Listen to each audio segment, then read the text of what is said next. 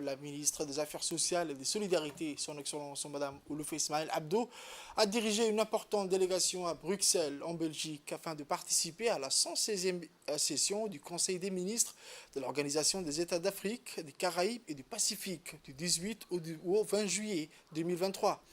Lors de cette réunion préparatoire du 18 juillet 2023 et au cours des 2 jours suivants, le Conseil des ministres de l'organisation a abordé divers sujets dans les accords qui encadrent les relations entre les pays membres de l'organisation et l'Union européenne.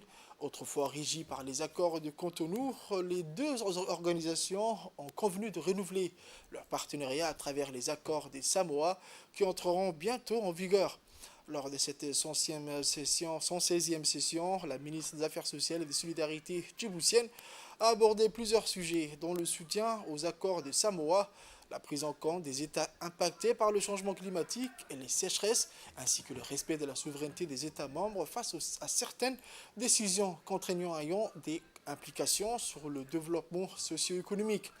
La ministre a également exposé sa vision concernant les préalables avant l'introduction d'un indice multidimensionnel de vulnérabilité auprès des États membres.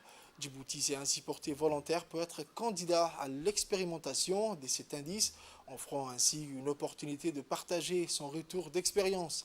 À l'issue de la 116e session, le Conseil des ministres et le Comité des ambassadeurs ont adopté plusieurs résolutions.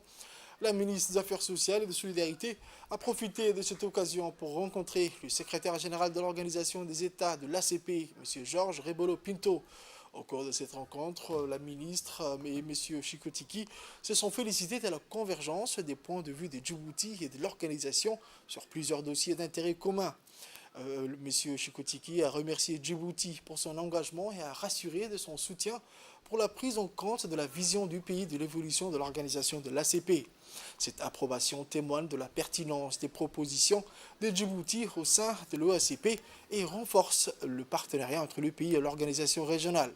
En marge des réunions officielles, la ministre a accordé un entretien au magazine Afrique-Europe, entretien qui a porté sur les avancées socio-économiques de notre pays et sur le continent africain. L'OACP, regroupant 79 États membres, vise le développement durable et l'intégration économique mondiale en défendant leurs intérêts via des accords avec d'autres groupements internationaux comme l'Union européenne.